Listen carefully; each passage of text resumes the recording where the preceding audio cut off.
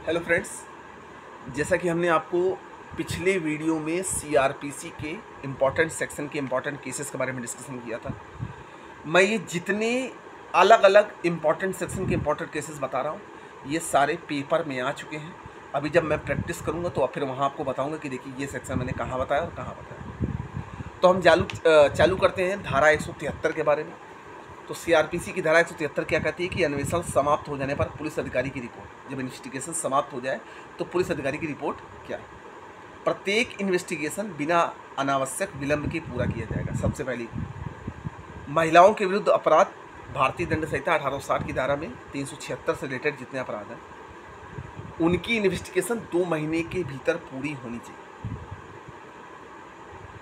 धारा 173 का क्लॉज 2 के अनुसार पुलिस थाने का भार सदक अधिकारी इन्वेस्टिगेशन पूरा होने के उपरांत यथाशीघ्र मामले का संज्ञान लेने के लिए सशक्त मजिस्ट्रेट को राज्य सरकार द्वारा विहित रूप में एक रिपोर्ट मांगेगा। धारा 173 का क्लॉज 8 के अनुसार मजिस्ट्रेट को रिपोर्ट भेजने के पश्चात भी पुलिस अधिकारी इन्वेस्टिगेशन जारी रख सकेगा। इसे अग्रेतर इन्वेस्टिगेशन कहते हैं। अब देखिए, मजिस्ट्रेट की रिपोर्ट जारी करने के बाद भी पुलिस इन्वेस्टिगेशन कर सकता है, इसको कंटिन्यूइंग इन्वेस्टिगेशन कहते हैं। अब इसका एक महत्वपूर्ण वाद है।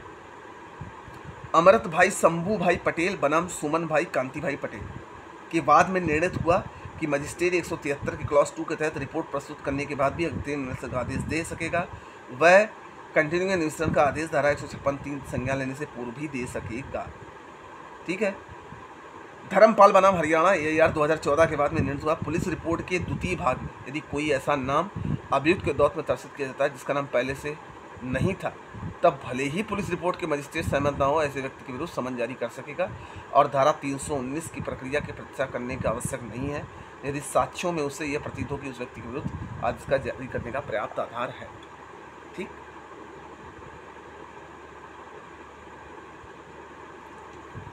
अब इसमें हम बात करते हैं धारा 174 की, आत्महत्या आदि पर पुलिस की जांच करना और रिपोर्ट देना।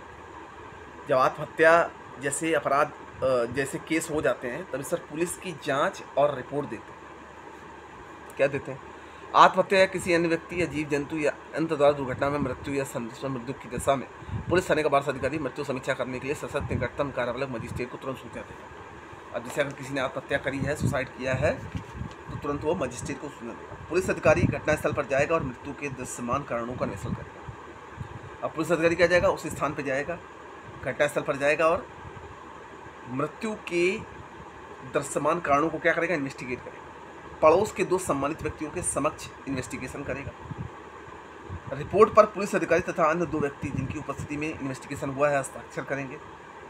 रिपोर्ट जिला मजिस्ट्रेट या उपखंड मजिस्ट्रेट को तत्काल भेजी जाएगी।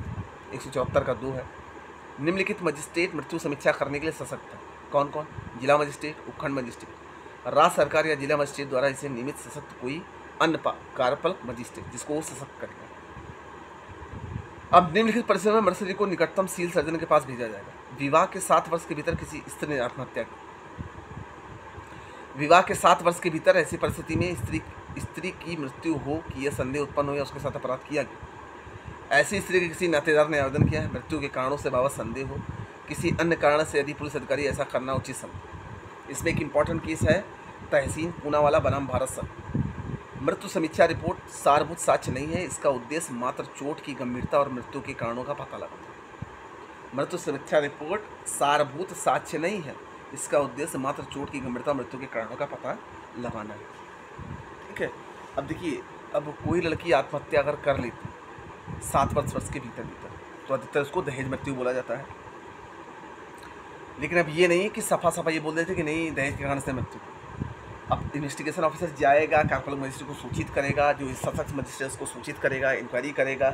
इंक्वायरी करने के बाद पड़ोस के 2 व्यक्तियों को के सामने उनसे साइन करवाएगा, जो पुलिस अधिकारी के सामने उसने इन्वेस्टिगेशन किया है उससे साइन कराएगा और रिपोर्ट आगे भेजेगा। फिर तहसीन पूनावाला बनाम भारत संघ के केस में कहा गया कि जो भी इन्वेस्टिगेशन हुई है मौका वारदात पर, सुसाइड जैसे केसेस में, इसको साक्ष्य, ये एक साक्ष्य नहीं है, ये रिपोर्ट जो है सारभूत साक्ष्य नहीं है। इसका उद्देश्य मात्र चोट का पता लगाने और मृत्यु के कारणों का पता लगाने का है।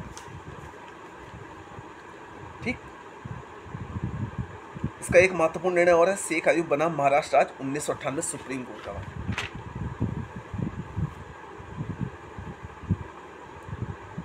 ठीक, अब इसमें एक अगला इंपॉर्टेंट केस आता है, मजिस्ट्रेट द्वारा अपराधों का संज्ञान और शर्तें। प्रथम वर्ग न्यायिक मजिस्ट्रेट या मुख्य न्यायिक मजिस्ट्रेट द्वारा सशक्त किया गया कोई सेकंड क्लास मजिस्ट्रेट। देखिए, मजिस्ट्रेट द्वारा अपराधों का संज्ञान, फर्स्ट क्लास जुडिशियल मजिस्ट्रेट या चीफ जुडिशियल मजिस्ट्रेट द्वारा सशक्त किया गया, मतलब निर्देशित किया गया कोई सेकंड क्लास मजिस्ट्रेट का संज्ञान निम्नलिखित दशाओं में ले सकेगा, इन कंडीशन में ले सकेगा।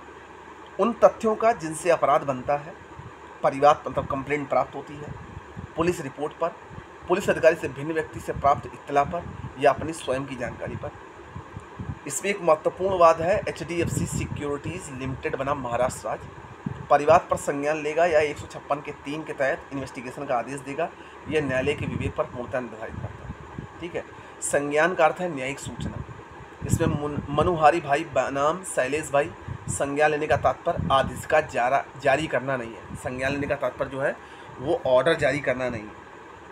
मीनू कुमारी बनाम राज्य AIR 2004, यदि मजिस्ट्रेट संज्ञान न ले और कार्यवाही बंद करने का फैसला करे तो सूचनादाता को नोटिस और सुनवाई का अवसर अवश्य दिया जाना चाहिए, ये इस बात में कहा है। तो आज के इस वीडियो में मैंने आपको धारा 190, धारा 174, धारा 173 और धारा 160, 161 के बारे में पहले मैं डिस्कशन कर चुका हूँ। मिलते हम नेक्स्ट वीडियो में। हम उम्मीद करते हैं कि आपको वीडियो अच्छा लगा होगा। अच्छा लगा तो शेयर जरूर करिए। बाकी मैं प्रयास करता रहूँगा कि इसको और आपको अच्छी तरीके से समझाऊँ। ठीक, मिलते हैं हम नेक्स्ट वीडियो।